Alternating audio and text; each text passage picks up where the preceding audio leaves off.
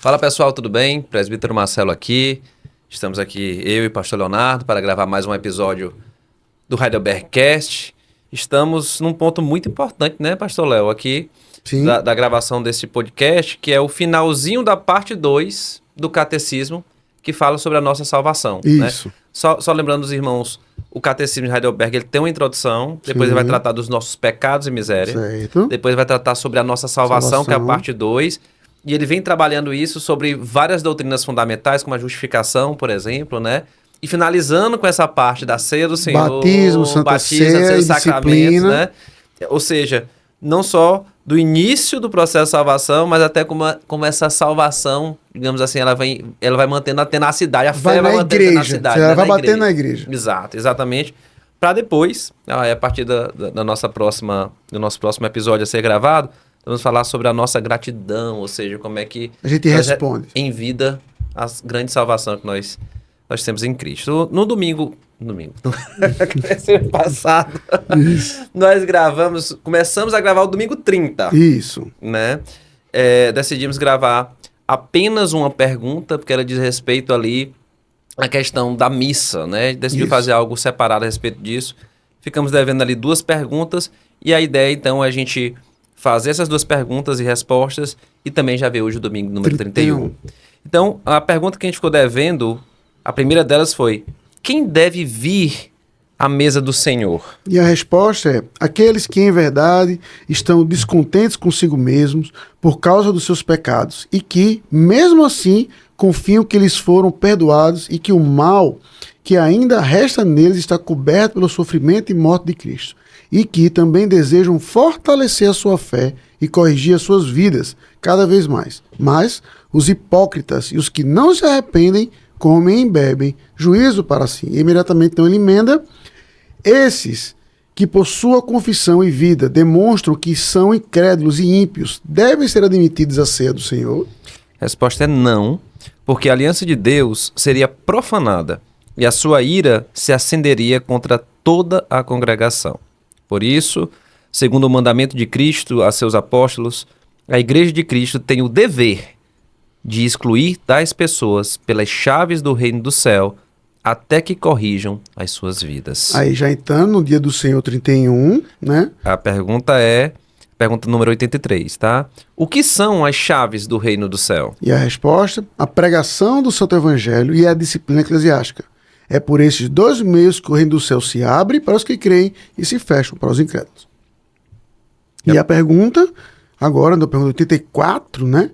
Como se abre e se fecha o reino do céu pela pregação do Evangelho? Resposta: de acordo com o mandamento de Cristo, o reino do céu se abre quando se proclama e se testifica de público a todo crente, individual ou coletivamente, que Deus perdoou de fato a todos os seus pecados por causa dos méritos de Cristo, sempre que aceitam a promessa do Evangelho com fé verdadeira. O reino do céu se fecha quando se proclama e se testifica a todos os incrédulos hipócritas que, enquanto não se arrependerem, a ira de Deus e a condenação eterna repousam sobre eles. Segundo esse testemunho do Evangelho, Deus os julgará, tanto nessa quanto na vida por vir. E a pergunta 85 é a seguinte: como se fecha e se abre o reino do céu pela disciplina eclesiástica? E a resposta: de acordo com o mandamento de Cristo, aqueles que se chamam de cristãos, mas que se mostram não cristãos na doutrina ou na vida, devem ser, em primeiro lugar e de modo fraternal, admoestados mais de uma vez. Se não abandonarem a seus erros nem a sua impiedade, devem ser denunciados à igreja. Isto é, aos presbíteros.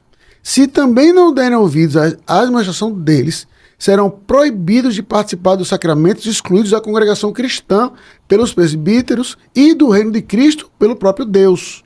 Serão novamente recebidos como membros de Cristo e da igreja quando prometerem e demonstrarem arrependimento real. Amém. Muita doutrina condensada. Isso é uma luta agora. Uma luta com todo tempo. Como diz os americanos, uou, né? Mas, assim, são temas realmente coligados, né? Sim. E, basicamente, O que une esse tema aqui da ceia do Senhor e sobre as chaves do céu é quem é crente e quem não é crente, Sim. né? E essa é a grande divisão que o catecismo faz aqui, porque a Bíblia o faz assim também. Embora a gente divida as pessoas em tantas classes Sim. tantas classificações, Existem né, dois tipos de Léo? pessoas. Ou vários tipos de pessoas, na verdade, né? A Bíblia diz que existem aqueles que creem e aqueles que não creem. Quem deve vir à mesa do Senhor? Pergunta 81. É aqueles que reconhecem que são pecadores, ou seja, Não aquele que a merece. justificação já chegou a eles. Isso. Então, todos aqueles que foram justificados, aquele que o catecismo tratou para trás, ou seja, que reconhece seus próprios pecados, a sua miséria, que é o macrotema da Sim. parte 2. Parte né? 1. Da parte 2, né? A parte 1 é dos... exatamente, nossos pecados e miséria da parte 2. Receber a salvação, Isso. exatamente, esses devem vir à ceia. Isso. Mas quem não deve vir à ceia? Aí é interessante que ele vai dizer aqui. Ele vai dizer, os hipócritas e os que não se arrependem. São eu entendo como coisas diferentes, sabe, Léo? Que ele Sim. coloca aqui, ou seja, aqueles que deliberadamente dizem, não, eu não tenho nada a ver com isso, eu não quero saber dessa religião, eu não quero saber desse Deus, eu não quero saber dessa salvação. Ou aqueles que até professam pela boca que sim, mas que na verdade vivem como hipócritas. E eu acredito até que eles dividem isso exatamente pelo que ele vai dizer na frente, ou seja, sobre a necessidade de autoavaliação para ir para a ceia, né? Ele já comentou isso um pouco atrás, e ele deixa um pouquinho esse assunto também aqui na frente em comentário, né? Porque é muito importante você autoanalisar a hipocrisia, se você está sendo hipócrita ou não, Sim. né? Para estar sendo um participante da ceia. E é bom fazer o destaque, Marcelo, como você está fazendo aí, por quê? Porque veja que a primeira pergunta, quem deve vir à ceia, já deixa claro que nada tem a ver com mérito. Não é você merece. Que o ponto não é assim, se o Marcelo não pecou essa semana, se o Marcelo obedeceu os 10 mandamentos. Não vai entrar nesse mérito. A chave é o arrependimento, que é aquela pessoa que quer santificar, que quer se aproximar de Cristo. Veja que ele não tem uma lista de não faz isso, faz não sei o que, faz não sei o que, não sei o que, mas é muito mais o desejo e a intenção dos méritos de Cristo. E é lindo isso que você está falando, porque ele vai dizer exatamente isso aqui, ó. São aqueles que reconhecem, confiam que foram perdoados, que o mal que ainda lhe resta está coberto pelo sofrimento e morte de Cristo, e que também desejam fortalecer a sua fé e corrigir as suas vidas cada vez mais. Ou seja, ele reconhece que ele ainda peca. Exatamente. Que ele está ali naquele momento que ele talvez tinha pecado naquele dia. Mas ele entende que agora aquilo não é mais normal da vida dele. Isso aqui precisa ser corrigido e a Santa Ceia é um instrumento que Deus deu para essa correção. Que esse deve ser o pensamento de todo crente. Exatamente. O crente deve pensar o quê? A Santa Ceia é um instrumento, é um meio que Deus me deu para que a minha fé seja fortalecida e que eu continue nessa luta contra o pecado em vitória. Sim. Em vitória. Coisa que o hipócrita não vai pensar. Aí né? eu quero dar, Marcelo, um exemplo muito direto do que eu acho que é hipocrisia. Né? Para dar um exemplo dentro da igreja. Na igreja que eu fui pastor auxiliar, no caso. Né? Lá no Recife era de uma congregação, a sede. Aí lá em Recife, no início do ano, é quente. Não é quente de Teresina, mas é quente. Aí o conselho decidiu que nos cultos pela manhã o terno era opcional. Você podia... Não estou nem brincando. O terno era opcional, que você podia ir sem terno, tá certo? Pois você acredita que teve algumas santas senhorinhas, tem um tom de ironia aqui, que fizeram piquete, disseram que não iam participar da Santa Ceia, porque a Santa Ceia ia ser profanada pelos presbíteros. Acredito. Eu, na hora disso, na hora que isso aconteceu, eu ainda jovem e com, assim, se o pessoal acha que eu sou um pouco afobado hoje, devia conhecer o Leonardo de 20 anos atrás. Eu, na hora que eu vi isso no conselho, assim, pois é até bom que já resolve, já bota a disciplina delas aqui tudinho, não precisa nem chamar para o conselho, já que não quer participar da ceia. Então é uma pessoa que entende que a ceia é um mérito, é um mereço, é um status, é algo do tipo. Então a hipocrisia tem esse aspecto também. Não é simplesmente uma pessoa que está numa vida dupla, que está com os lábios proclamando a Deus e que sua vida está lá traindo a mulher, por exemplo. Mas esse aspecto também de entender que aquilo ali, pronto, agora eu sou crente, eu tenho acesso a isso, aqui é meu, eu sou melhor do que você porque você não tem. A gente tem que vigiar esse aspecto. Né? Perfeito. E a sequência que ele traz também tem um aspecto bem interessante, né? Que ele coloca assim. E aqueles incrédulos devem ser admitidos? Parece que a resposta é óbvia, mas ele traz na resposta um ponto importante, quando ele fala assim, ó. Segundo o mandamento de Cristo e seus apóstolos, a igreja de Cristo tem o dever de excluir tais pessoas pelas chaves do reino do céu até que corrijam suas vidas. Só que veja que ele abre, Marcelo, entrando no X da questão, que é algo que a gente ignora como cristão hoje na igreja. A gente que vê, a gente comentou isso quando a gente falou de igreja lá atrás, né, que como a igreja ela tem que ser vista como o corpo de Cristo, por isso tem que ser santa. O mérito está aqui, ó.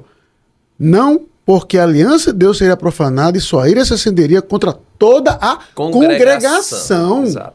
Por isso a necessidade da vigilância por parte da igreja. Sim. À medida que a ceia deve ser estimulada a todos os crentes arrependidos que entendem que estão em luta, mas que são pecadores, a obra de Cristo foi suficiente para eles, e a ceia foi um instrumento que Deus deu para fortalecer sua fé, aqueles que estão inveteradamente em pecado, eles precisam ser reconhecidos. Sim. Tratados, como nós vamos ver aqui embaixo, né? Nas próximas perguntas, tá?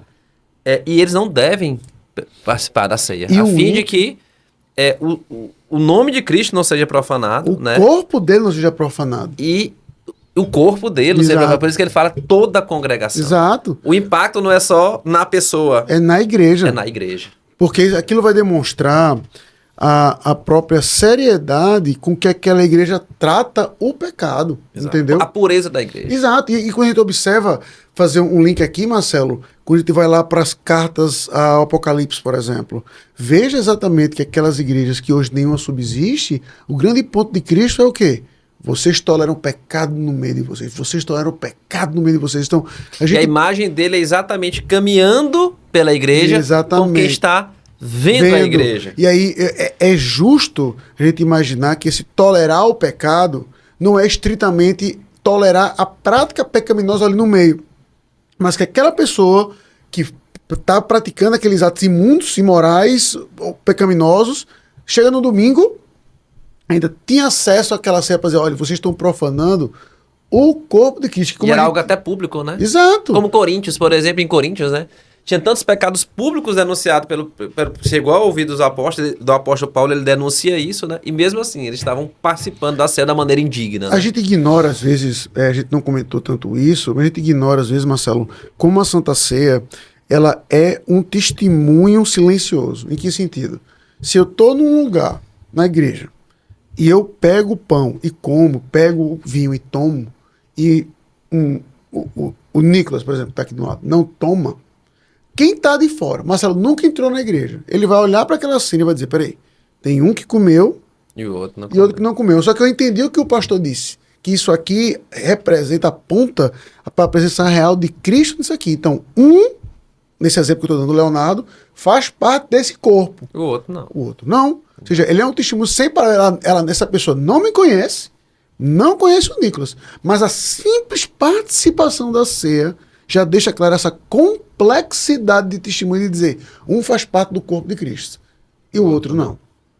Exato, exato. Então a gente tem que perceber, né, que a Santa Ceia, ela zela e aponta para a pureza e a santidade do corpo de Cristo. É por isso que um crente tem que zelar, por isso que aquela demonstração pré-Santa Ceia que a gente tem em tantas igrejas, tem no Jockey, por exemplo, é fundamental, porque a gente está alertando aquela pessoa a dizer assim, olha, é por sua conta e risco, né? E é por isso que, e vocês sabem disso bem, que se você já vê lá no Jockey, tem gente que só faz o aviso positivo, que é assim, se você é membro de uma igreja evangélica, você pode participar. Então, qual é a ideia? De que o cara vai subentender que aquele critério é suficiente. Pronto, aí vocês já viram que no Jockey eu faço as duas pontas. Se você é membro, participe. Se você não é, não participe. Não participe. Eu digo, eu não parto do subentendimento.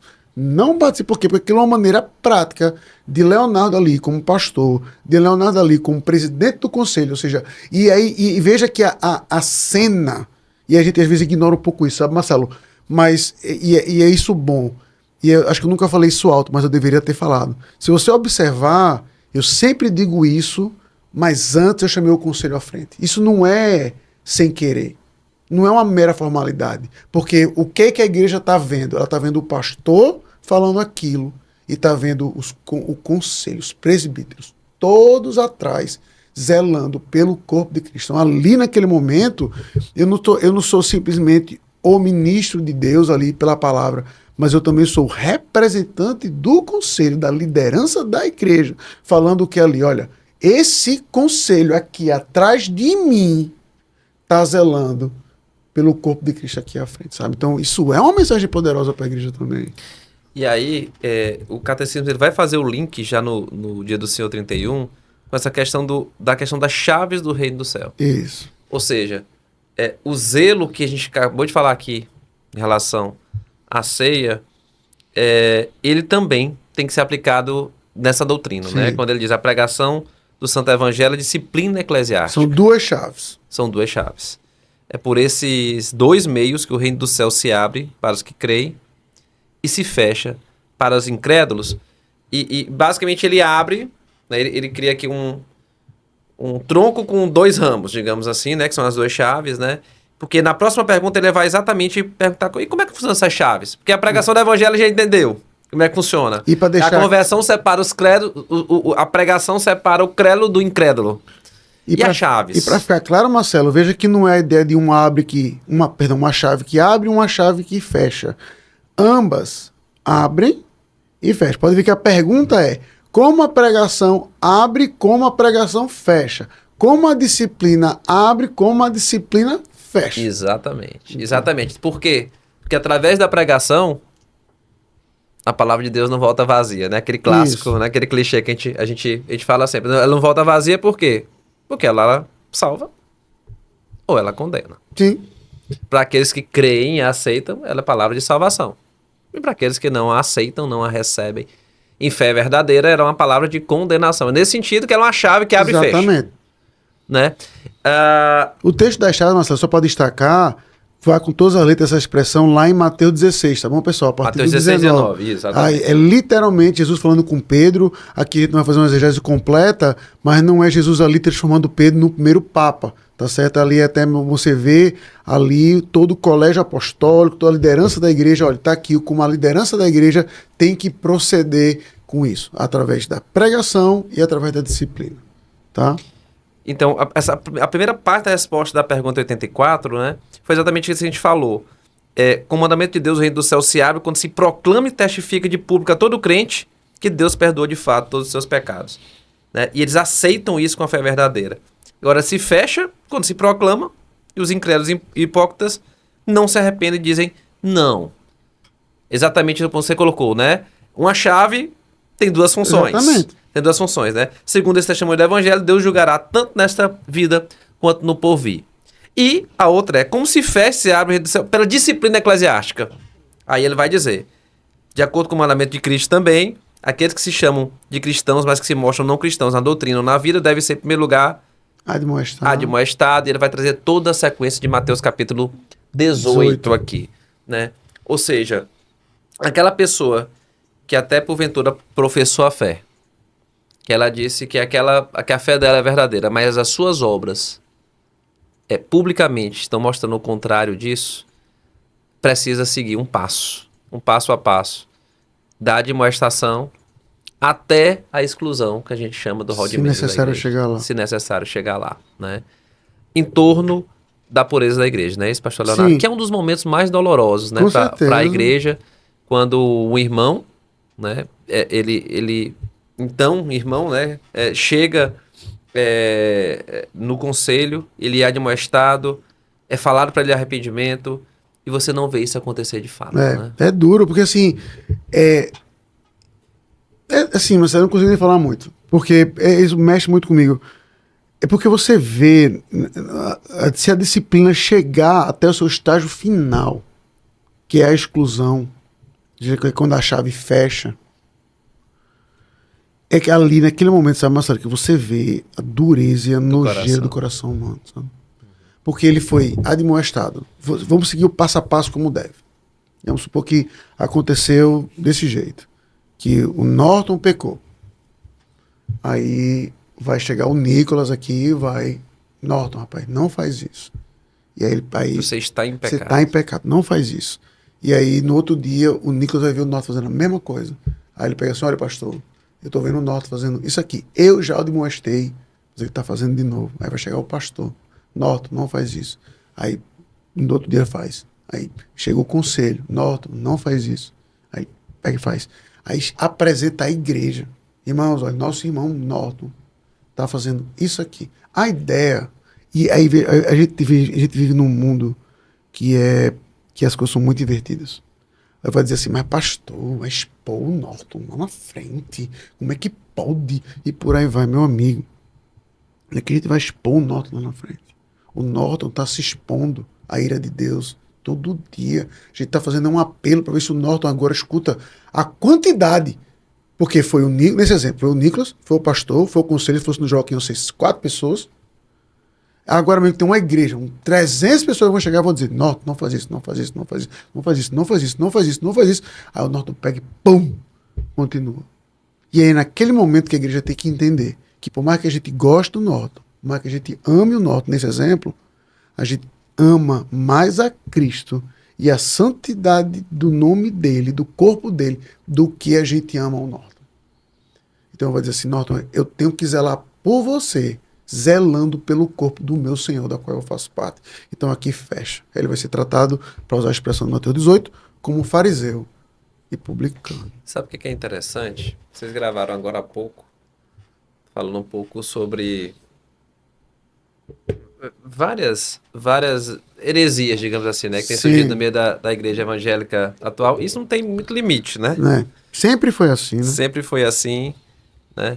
Mas um dos grandes pontos, né, que são a porta de entrada de muitas heresias é a teologia liberal ainda, né? O liberalismo teológico, né? Um dos grandes pontos é isso. Que está vivo e forte. A pessoa diz que morreu. Exato. E das grandes derivadas do liberalismo teológico é essa ideia da inclusividade dos pecados, né? Sim. Então, cada vez mais você vê igreja aí nascendo, né? Por exemplo, falando da questão homossexual, né? Como algo que tem que ser, inclusive, relido, né, para os dias atuais, etc, né? Ou seja, a igreja, se ela brincar, se ela piscar o olho e tirar o olho da palavra, da fidelidade à palavra e a Cristo, ela vai se tornando, nesse sentido, inclusiva pecaminosamente. Né? Marcelo, você está sendo muito light. Permita-me usar a expressão de Cristo. Lá em Apocalipse 3, elas deixam de ser igrejas e passam a ser sinagogas de Satanás. É isso mesmo. Enquanto a igreja verdadeira, que a gente está tratando aqui, ela trata o pecado com muita seriedade, ela trata o corpo de Cristo com muita seriedade, vendo a pureza e a santidade do corpo de Cristo como sendo uma das marcas da sua fidelidade. Sim. Como uma das marcas da sua fidelidade. E bendita é a igreja que ainda exerce disciplina eclesiástica com fidelidade segundo os critérios da palavra. Que é uma coisa rara de ver, né? Porque uma das coisas, inclusive, que ela vai mostrar é quão misericordiosa como o nosso Salvador ela é. Você falou aí, né? Algumas pessoas acusam de exposição. Mas se você olhar pelo outro lado, que é o lado que tem que ser olhado, como a misericórdia foi exercida numa admoestação, numa outra admoestação com corpo maior, numa outra admoestação com corpo ainda maior, né? E quanto, ao mesmo tempo que esse processo vai acontecendo, no caso de, infelizmente, o irmão não ter o arrependimento de fato, uma pregação também é dada para a igreja. Sim. Como o coração do homem é pecaminoso. Duro. É duro. Como a igreja tem que ser misericordiosa, mas também fiel ao seu Senhor, né? Antes de ser fiel a qualquer outra coisa. E ela é tão misericordiosa que ele termina assim. É o último verso sobre aqui. Isso aí, Marcelo, só me permita. Sim, pode tem falar. Uma frase que eu gosto muito, por isso que eu peguei aqui o celular, para mostrar exatamente o peso do pecado, né? Assim, primeiro, nós praticamos o pecado. Depois, defendemos. Então, nos orgulhamos disto. Pecado é o nosso fardo, depois o nosso padrão. Então, nossa alegria para finalmente ser a nossa excelência. Sabe? Ou seja, uma igreja que não tem a disciplina, ela vai ser uma igreja em que o pecado, não a pregação, se torna excelente. Não há limites para o desvio. Ah, né? sim, o inferno. É verdade. Ah, sim. É verdade. Há um limite. Verdade. O inferno.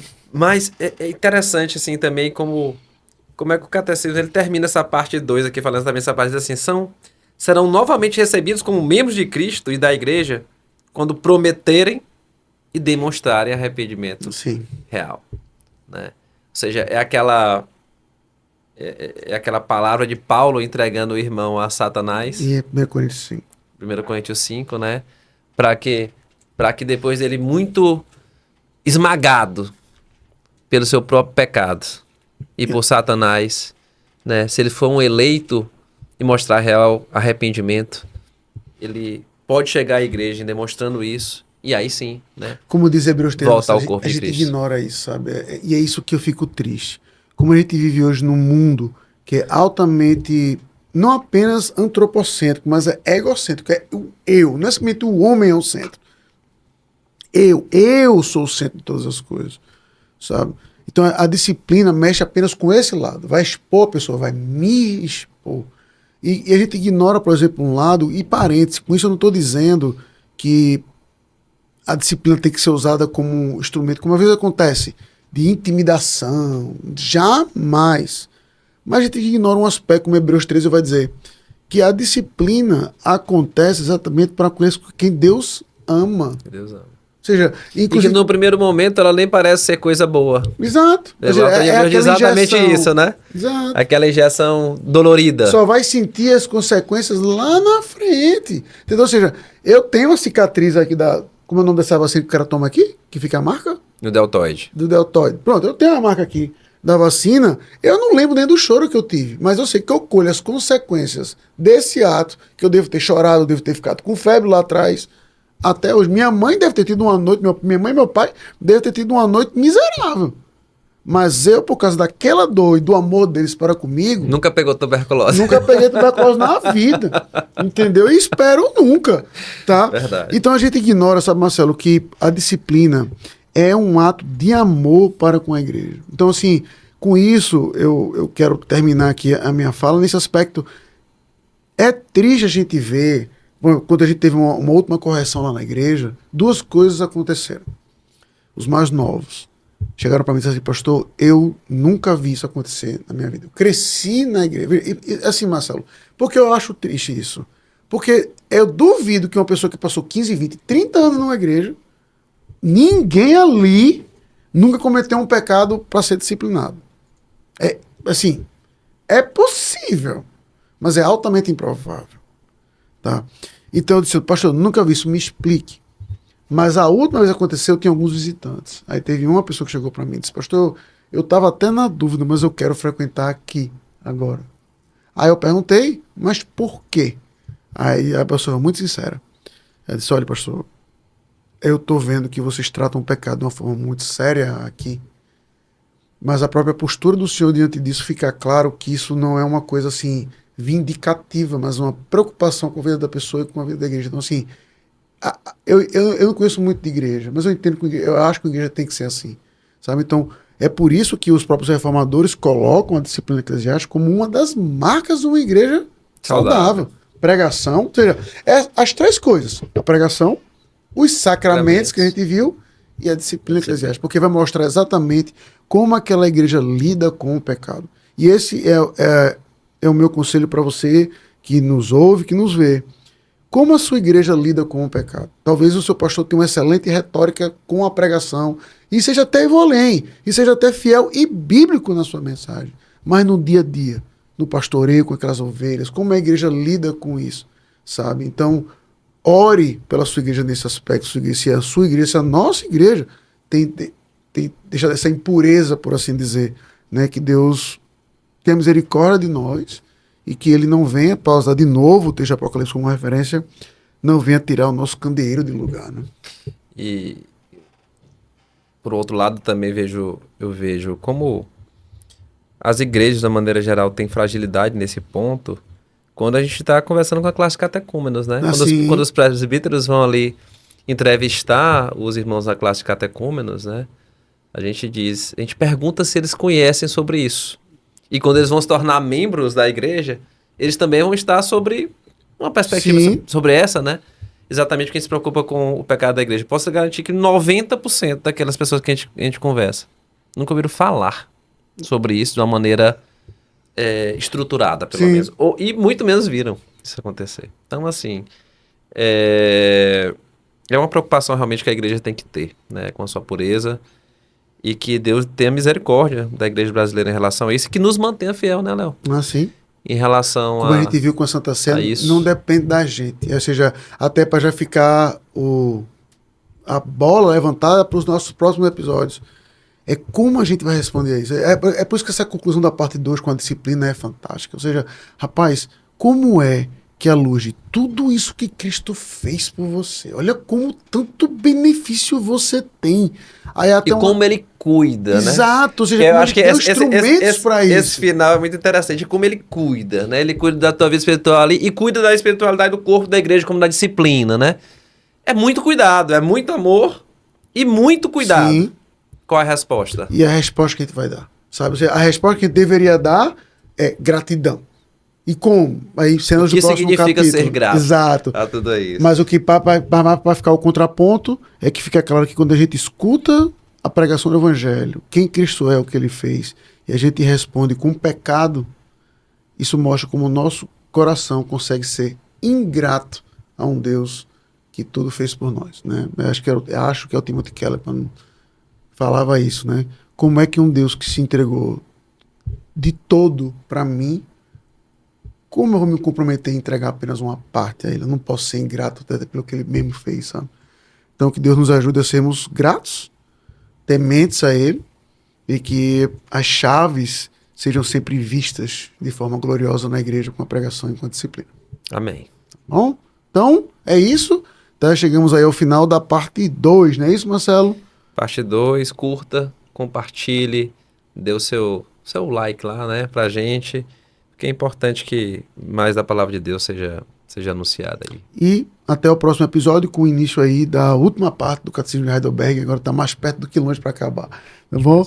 Deus abençoe e até a próxima semana, pessoal. Até, pessoal.